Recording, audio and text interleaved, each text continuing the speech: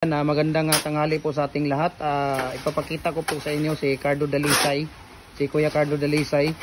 Ang ratio po ng buhangin niya dito, 5 karatilya na buhangin, isang sako na Portland cement, any brand, basta type 1 Portland cement, tatlong timba na tubig or tatlot kalahati. Tapos ang molasses po dito, dahil tag-init ngayon, ay nasa 3/4 po na litro na molasses. At 120 pieces po ang ating pinapalabas dito sa ating number 4 na commercial hollow blocks po.